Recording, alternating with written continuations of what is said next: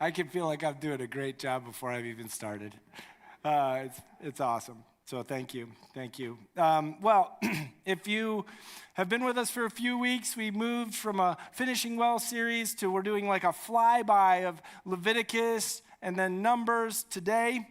Leviticus was last week, and then we're going to be diving into a 9-week study of Deuteronomy, which is essentially Moses' last encouragement to Israel before he's called home, but not to the home that he thought. So, yeah, it was a fun time looking through Leviticus last week. The focus of Leviticus is on holiness, the holiness of God, being holy as God is holy, really forming a nation that had come up from Egypt. It wasn't really a nation at all. It was a group of people. They had come to Sinai, and God had called them to be a holy priesthood, a nation dedicated, devoted unto the Lord. And so Leviticus paints out a lot of what it looks like, especially for the priests, to guide this nation in holiness and purity and protect them from the goodness of the purity of God, but also the danger of the purity of God. So if you missed that, you should check that out. That was last week. That's available on YouTube, or you can check it out on the website. This week, we're looking at Numbers. Really excited. This is a book that's often overlooked. I think just the name kind of turns people away. They're like, Numbers. And then they look at the first few chapters, and they go, yep. That's what it is, a whole bunch of numbers. But in reality, Numbers is a very diverse book. Last week, looking at Leviticus, there's a very specific focus of that book. But Numbers is filled with all kinds of stuff, from teaching Israel how to function civilly, how to move around, and then reinforcing or flushing out certain laws. A large part of Numbers is a narrative. It's a narrative about a journey. In short, that journey should have been an 11-day camping trip from Sinai to the Promised Land, but it turned into 40 years. My wife, as we were chatting about this last night, mentioned, I don't remember who, but somebody commenting on actually the first chapter of Deuteronomy mentioned that this is the only place that he can think of in Scripture where there is sarcasm used. In Deuteronomy 1, 2, and 3, it says this: it takes 11 days to go from Horeb to Kadesh Barnea by the Mount Seir road. In the 40th year, on the first day in 11th... You see what I'm saying? So, yeah, it's a journey that should have, in a perfect world with perfect people who were perfectly obedient. Numbers could have had 10 chapters of instruction on how this new nation of Israel was to go about their travels to the Promised Land. It would have had a chapter with Caleb and Joshua and others going into the land and reporting that the land was good. And so the people would go, great, and they would go in, they would inherit the land in the conquest of Canaan, and the following chapters would be about how the divisions of the land would work and how inheritance of the land would work and all of that. But that was not the case. So today, we're going to walk through a bird's eye view of the book and dive into some specific key aspects that I pulled from it as I was studying through it this week. The first thing that I would like to note is that if you look at the first verse, chapter 1, verse 1 of Numbers, is incredibly significant. The Lord spoke to Moses in the tent of meeting in the desert of Sinai on the first day of the second month of the second year after the Israelites came out of Egypt. Why is that significant? Well, it's significant because if we look at the first verse of Leviticus, it says, the Lord called to Moses and spoke to him from the tent of meeting. Well, why is that significant, Aaron? Well, because as we studied Leviticus, we saw how important it was that they had these processes in place so that they could be in the presence of a pure and holy God. And here in Numbers, we have a hopeful sign.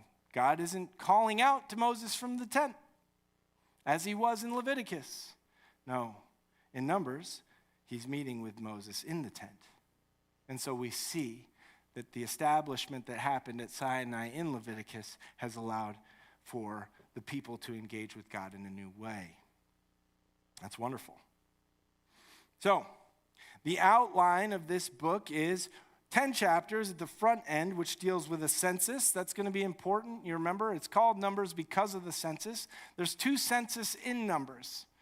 The first one is up front. This is men who are of fighting age, 20 plus in the first sentence. I think it's a little younger, actually, in the second census. But so they take the census. This is right before they're still at Mount Sinai. All right, you with me? They came up out of Egypt. They spent a year at Sinai. They're still at Sinai here. They're taking a census. They receive camping instructions, how they're supposed to travel in the wilderness as they depart from Sinai. And there's some development in the purity laws and rituals that the Levites are supposed to follow. So that's the first 2 chapters. It's basically preparation for the road. In chapter 10, the journey begins. They're on their way to Paran. There's essentially 5 stages of this book. You have the preparation for travel. You have the travel to Paran. You have time in the wilderness of Paran. Then you have travel to the plains of Moab, and then you have time in the plains of Moab. That's the book of Numbers, is a book of traveling and prep to travel, okay? So now they're preparing to leave for Paran. The journey is about to begin. It's a really glorious thing because what happens is the pillar of cloud that's over the tabernacle sets out. And the priests blow these trumpets twice to inform the nation it's go time. The cloud's moving. Can you imagine a life where you're like, what's God doing in my life? Well, the cloud's going that way. So here I go. Right? We don't have it quite like that. We actually have a better deal. But it would be neat to see. There wouldn't be a lot of curiosity in it, right? See, the difference between what was going on there is they are following God, to walk in the will of God, but God's called us to be like Israel, to be a people that are holy, set apart, a royal priesthood. Every aspect of our life is permeated by that, and so we can wake up and say, God, today is your day. I don't need a cloud, but wherever I walk, you go. Yeah? How are you living? Okay, well anyways, the cloud goes, the trumpet blows, they're on the road. Moses is super stoked, by the way. He's really excited. The journey so far has been tough. Came out of Egypt, see some crazy things, seas parted, all kinds of wonderful things, and guess what? The people complain, send us back to Egypt. He goes up Sinai, gets the law, comes down, they're worshiping a cow, smashes the law. It's not been a fun trip so far for Moses. But here he's being sent out, and where are they going? They're going to the promised land. This is the destination he's been waiting for. And he's excited. How do I know he's excited? Well, in chapter 10, verse 29, he can't hold back. Now Moses said to Habab, son of Reuel, something, the Midianite. Sorry, totally botched that. I had it in my mind this morning, gone now. Okay? So he says to his father-in-law, okay, we are setting out for the place about which the Lord said, I will give you. Come with us, and we will treat you well. The Lord has promised good things to Israel. He's excited. Everyone, you should come with us. It's going to be a blessed time. They're excited. Trumpets sounded, the clouds moving. They are on the move. 3 days go by on the road. And we see our first recurring theme of the book of Numbers in chapter 11, verse 1. The people complained. It's just a reoccurring theme of Numbers. The people complained. Whew, that would be tough. But what's pretty impressive is that we watch Moses as the people complain and rebel throughout this book and before. What's he do continually? He gets down on his face and he intercedes. And God responds. What an amazing reality of intercession. We have Jesus intercessing for us, and we get to join with him in intercessing for ourselves, for what we're going through, for what others are going through, and he hears, and it makes a difference, and Moses sets an example. All that being said, I see they've put this up, so you might have been reading. This has gotten a bit grim. By a bit, a lot grim in only 3 days. Okay? 3 days ago, Moses is inviting up his father-in-law. Let's go celebrate in the promised land. 3 days later, here we are, Moses. Pull it on up. Let's take a look how Moses feels 3 days later. Boom. Ugh. He asked the Lord, why have you brought this trouble on your servant? What have I done to displease you that you put the burden of all these people on me? Did I conceive all these people? Did I give them birth? Why do you tell me to carry them in my arms as a nurse carries an infant to the land you promised on oath to their ancestors? Where can I get meat for all these people? They keep wailing to me, give us meat. I can't carry all these people by myself. The burden is too heavy for me. If this is how you're going to treat me, please go ahead and kill me if I have found favor in your eyes, and do not let me face my own ruin. 3 days. What a road trip. You thought, are we there yet, was a bad one. This one's, all the kids are saying, put us back in jail. Oh, jeepers. But the Lord provides. He gives Moses 70.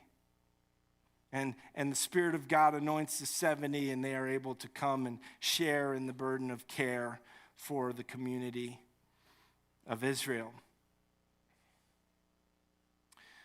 But the complaining doesn't stop there. Just a chapter later, Miriam and Aaron, they're talking against Moses. So now his own family, they don't like the lady he married, and they think that there's no reason he should speak for God. They also speak for God, and so why does he need to have the authority? And they're griping in front of everybody. And God confronts them. And he gets them in line, and he judges, and Moses does what? Gets down on his face and asks God to forgive. He does, but it slows their journey down for 7 days. All right, so now we're 10 or so plus days, depending on how long it took for them to complain, right? So we're at a few more than we've probably hit about what the journey should have taken at this point. But they've only really gotten, by the end of 12, to the wilderness of Paran. This should have been a tipping point, because this is where God tells Moses to send out the spies. So he sends out the 12 spies, and they spend 40 days in the promised land, and they come back. And Joshua and Caleb bring a good report. But others complain.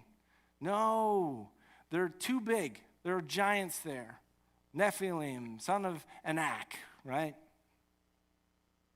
And they look at us, and they look at us like we're mosquitoes, essentially. That's their interpretation. We are mosquitoes, and they look at us like mosquitoes, that they're going to swat. I think they actually use the word locust, but, close. A pest, right? But that interpretation wasn't good. It was based in a lie. It was based in fear. How do we know that? Well, because when they go to take Jericho and they're interacting with Rahab, what'd she say? They're quaking in their boots over here. Nonetheless, in 14:2, all the Israelites, so this is just one chapter after the spies have sent out and come back. The 10 who brought the bad case for going in, we're going to get crushed. Our little ones are going to be destroyed. We'll have no children if we try to take this land. Little did they know their children were going to be the ones to take it. But all the Israelites grumbled against Moses and Aaron. The whole assembly said to them, "If only we had died in Egypt or in this wilderness." God heard them. And he grants their request. Take note. He does. He hears what they say, and he gives them what they want. We'll see that soon. Caleb and Joshua tear their clothes in response and make a valiant proclamation. Truly, in 14:7 through 9, the land we passed through and explored is exceedingly good. If the Lord is pleased with us, he will lead us into that land, a land flowing with milk and honey, and will give it to us. Only do not rebel against the Lord, and do not be afraid of the people of the land, because we will devour them. Their protection is gone, but the Lord is with us. Do not be afraid of them.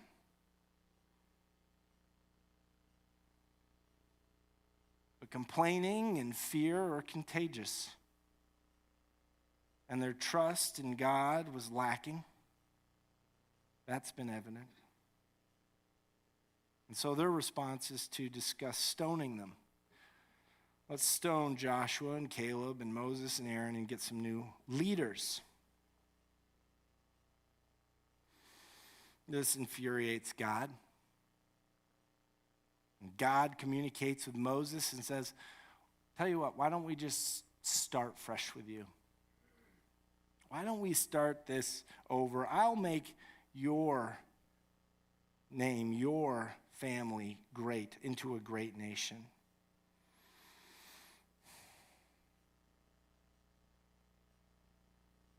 But Moses declares the covenant he's made with these people.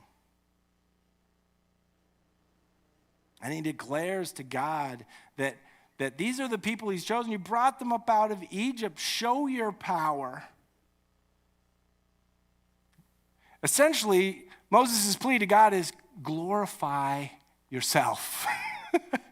This is your people who you said you were going to do a thing, and everyone's watching. And if they fail, what's that say about you? It's pretty amazing.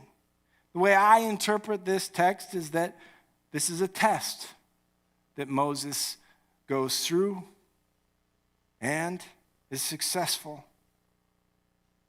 He passes the test because he was given an opportunity to take on something, a gift that he could have been the great nation, and yet he presents himself humble before God.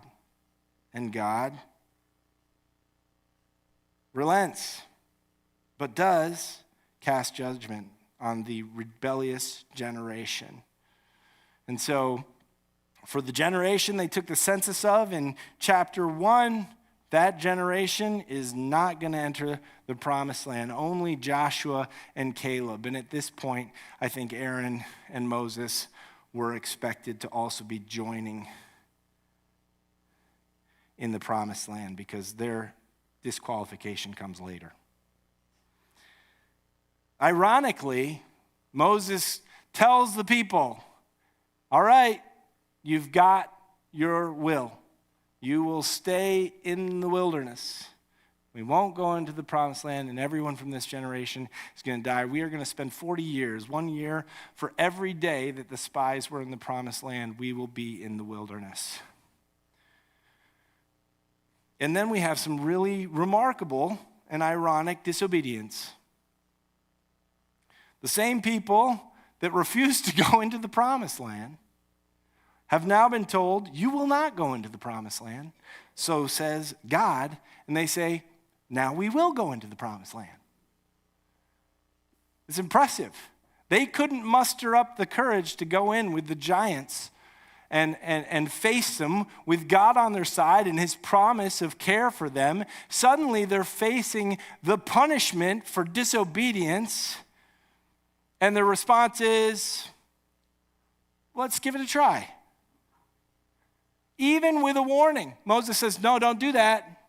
Don't go in. God has told you, you're here. You're in the wilderness now. We got 40 years here together. Some of you are going to go sooner than others. But we're going to be in the wilderness for 40 years. Don't go. God won't go with you. You will lose. They went anyway. They did lose.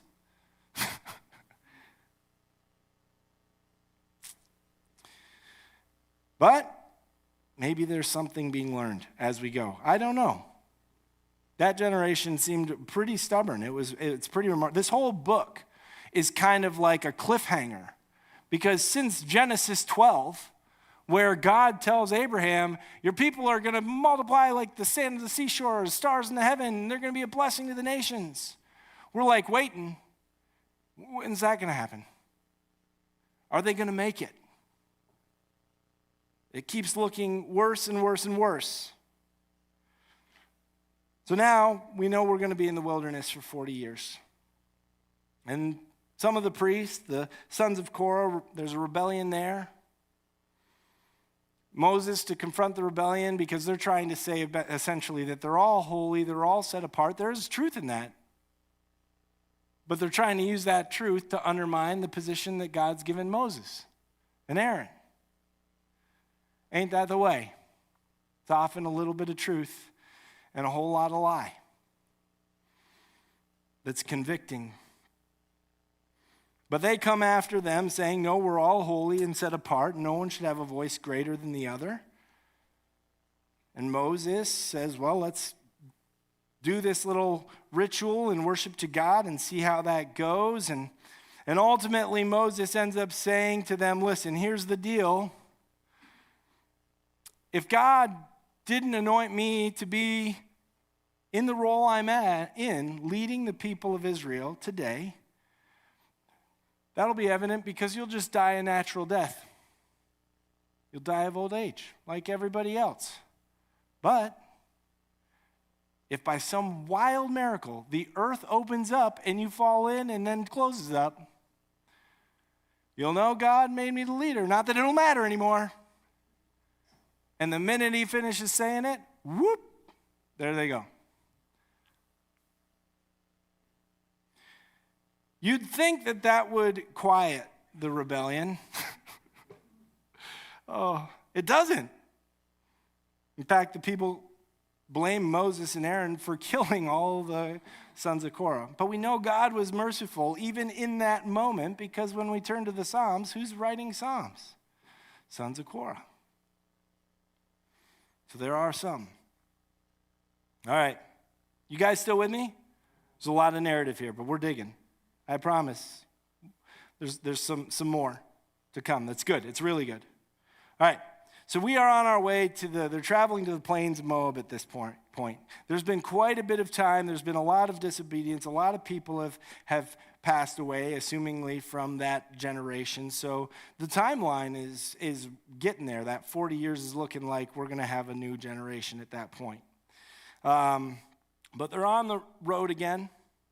And this is the point where Moses and Aaron get disqualified to enter the land in chapter 20.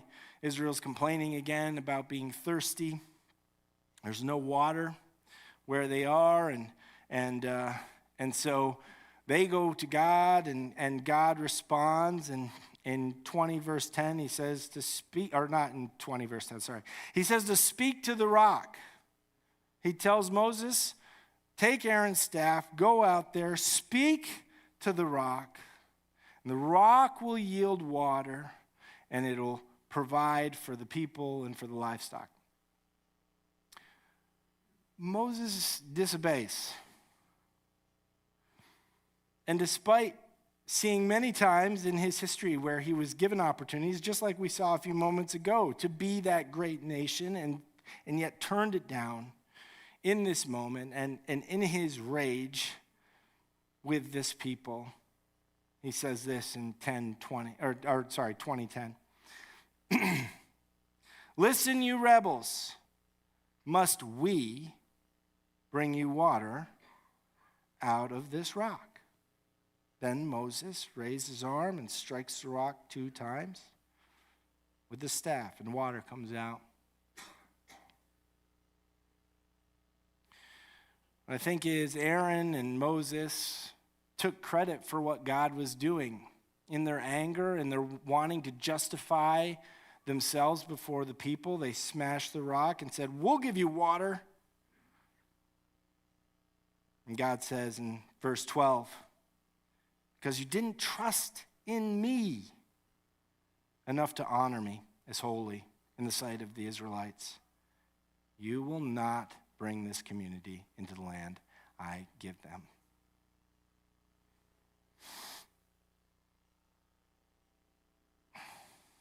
This is tough.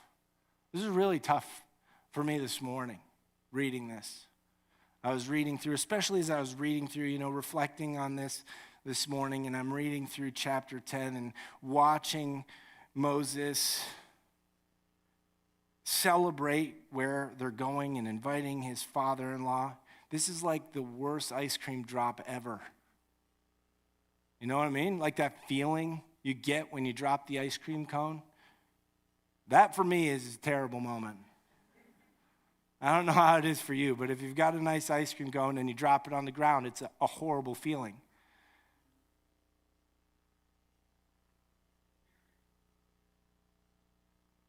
It's a little childish to compare it to that, but that's all I got.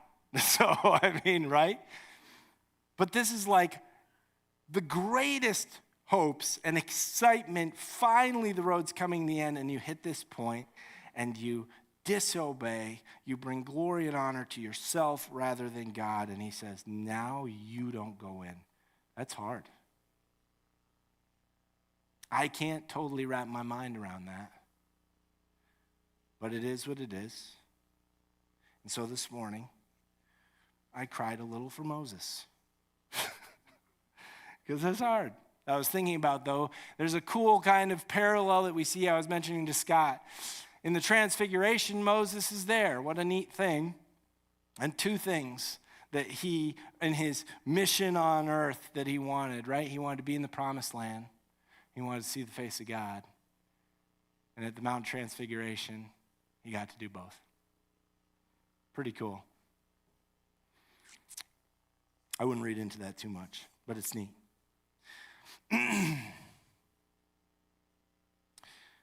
Israel goes from there to win some battles.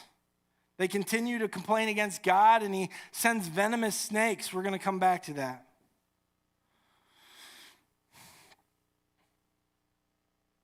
They then reach the plains of Moab. This is like a tipping point because we have this really interesting story in chapter 22 through 24 of Balak and Balaam and the talking donkey. If you're somebody who encourages people in the Lord, which hopefully all of you are encouraging people in the Lord, and you're ever getting a big head, just remember God used a donkey. and think a little less of yourself. There you go. Balak and Balaam. Balak is the king of Moab, and this big mass of people have come into the land, and he's going, ooh, I've got to get this guy Balaam. An interesting character who's mentioned 50-odd times throughout Scripture, which is more than most of the apostles, if not all of the apostles. Pretty remarkable, this character. But he comes, can't curse them. He can only do what God tells him to do. And he lets Balak know, but Balak keeps trying. And this speaks to the nature of the gods of the ancient Near East, right? They had this understanding of the gods that like, hey, if they don't agree with you, sacrifice some more and then they might. So we'll just keep that going. And Balaam even tells Balak, no, the God of Israel doesn't change his mind. He doesn't shift or shake. He's committed to their good, and I can only speak blessings over them. What's remarkable is the same people that we see just rebelling and rebelling and rebelling and rebelling in the backdrop. Balaam going from mountaintop to mountaintop, speaking blessings over them. That's wild.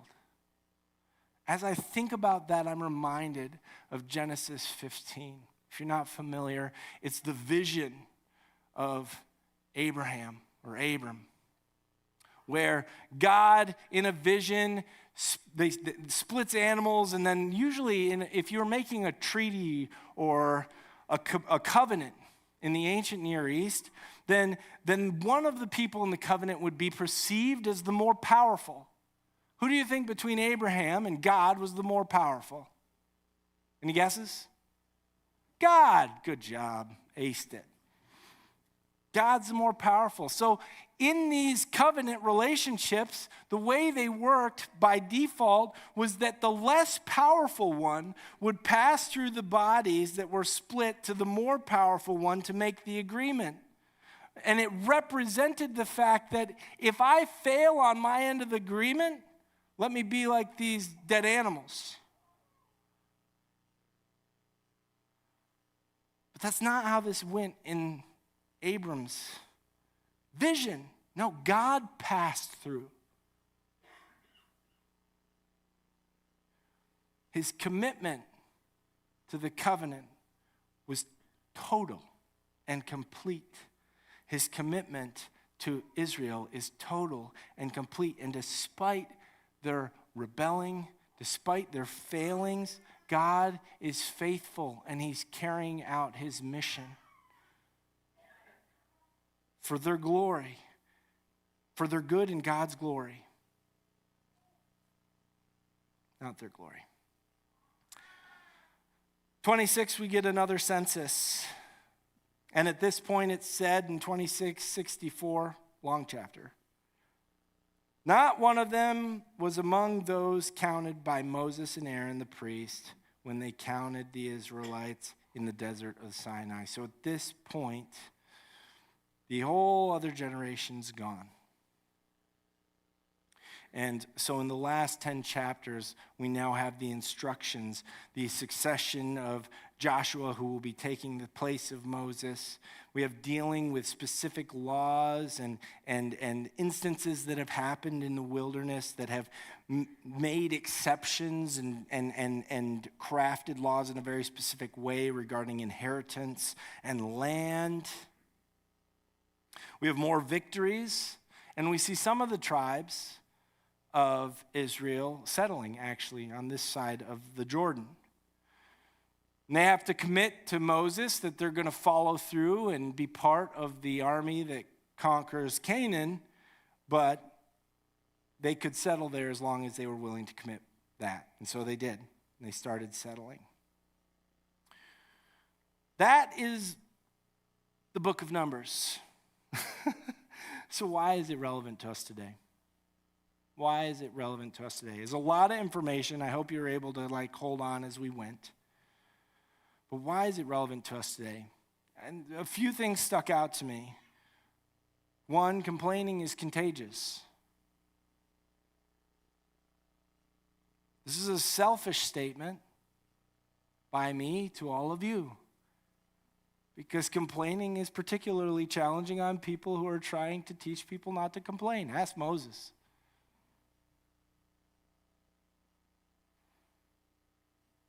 Complaining is contagious.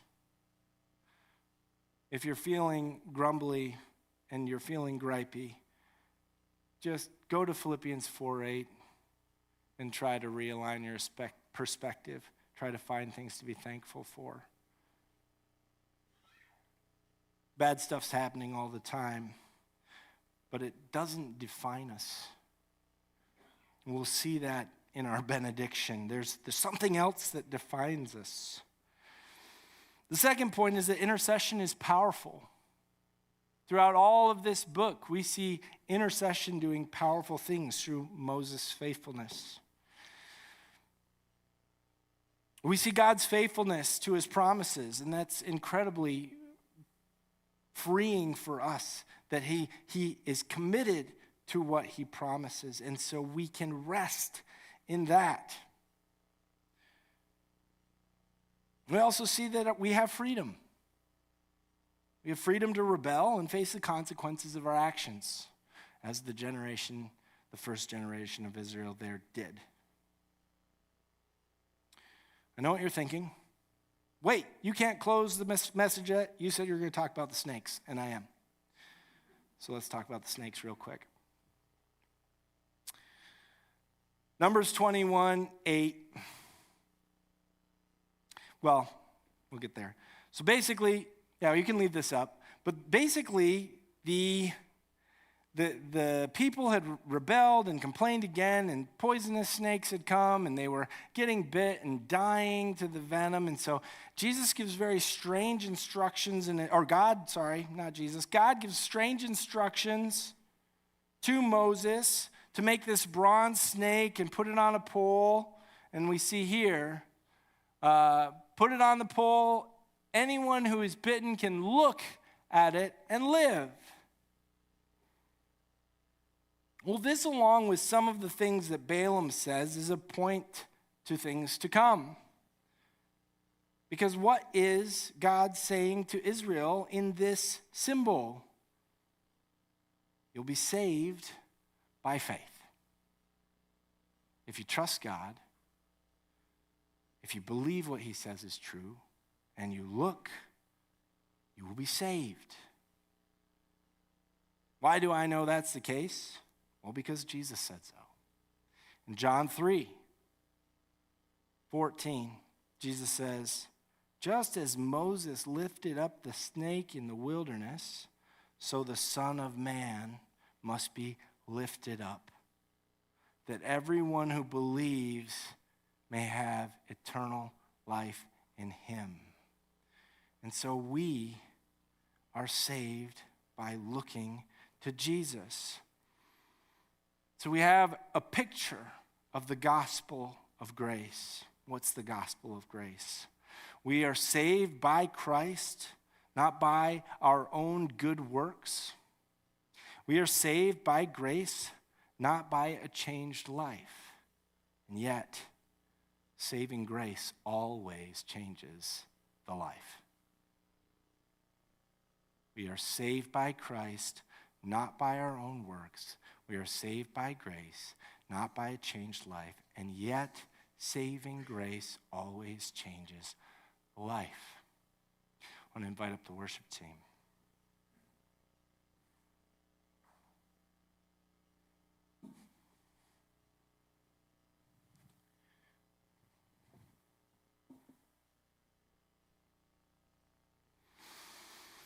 We're on a journey together. We talk about this regularly. We're building each other up. We're growing, Lord willing, towards maturity in Christ. Part of this process is a process of looking up, receiving the gift, look to Jesus, receive the gift, but that grace transforms the life. If you're looking and you're receiving, there is a change that happens.